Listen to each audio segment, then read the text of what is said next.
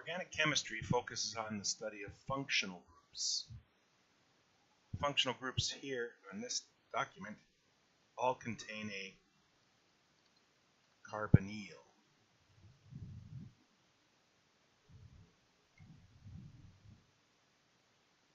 These first two functional groups are called, well, they are the same thing as a matter of fact, they are called aldehydes. When you see RCHO, which you can read as RCHO, you draw this.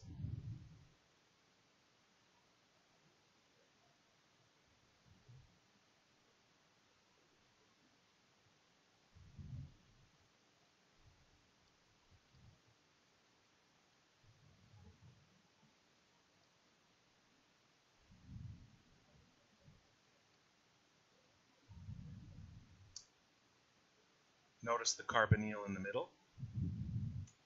Keeping in mind oxygen's nature is to form two bonds and have two lone pairs.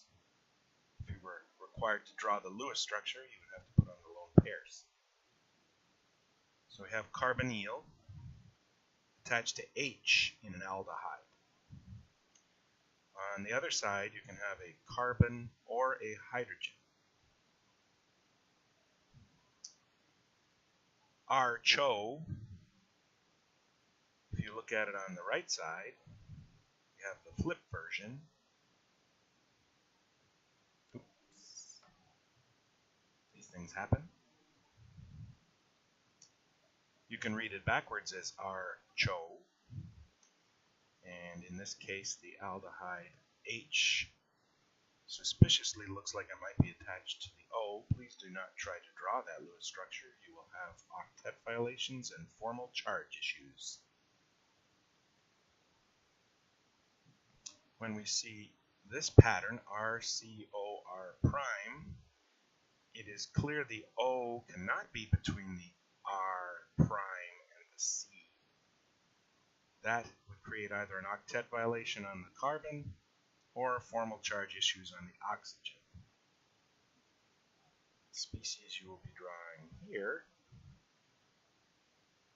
has the H replaced by R prime. In organic chemistry, when we say R or R prime, it is generally understood we are talking about a carbon group, unless otherwise stated. The second example is just a flip of the first.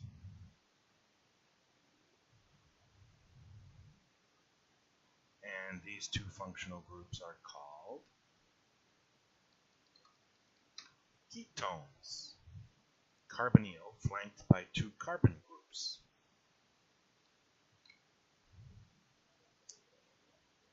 Very common pattern you'll see in organic chemistry is CO2H. Older books, you'll see COOH. Backwards, RCO2H. CO2H, old school. What is the change here?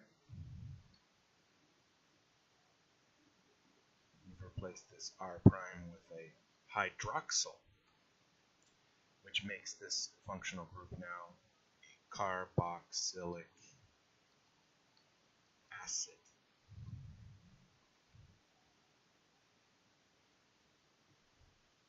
Similarly, replace R prime with OH. You have a carboxylic acid.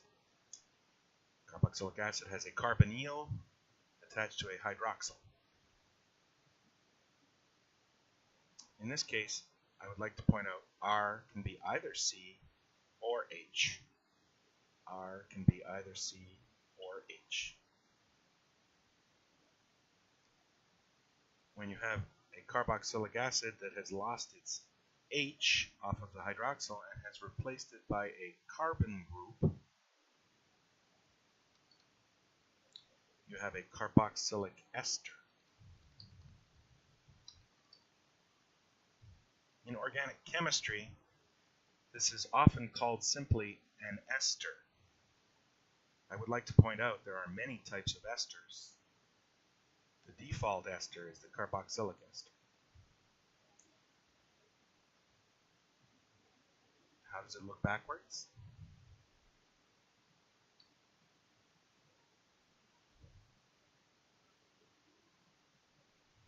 There we go. As an R group attached to a carbonyl, attached to an O, attached to another R group. These, well, not these. This R has to be a carbon. This R can be either a carbon or a hydrogen. I repeat, this R has to be a carbon. This R can be either a carbon or a hydrogen. Please look upstairs at the aldehyde, where there's also a hydrogen attached to a carbonyl. If that's the case, this is not an aldehyde, because on the other side we have the O attached to a carbon. That supersedes what you might think would be an aldehyde. Our last carbonyl containing functional group is down here, and this is a carbonyl attached to a nitrogen.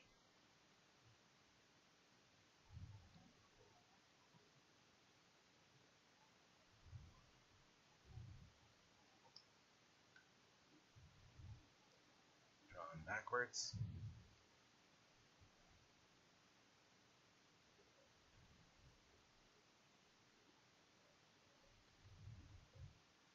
We have R. Once again, this can be a carbon or a hydrogen. If it's a hydrogen, you do not call this an aldehyde because on the other side there is a nitrogen. Nitrogen attached to carbonyl is what makes this an amide. Not to be confused with an amine, which does not have a carbonyl. This brings to a close our discussion on functional groups containing the carbonyl subfunctional.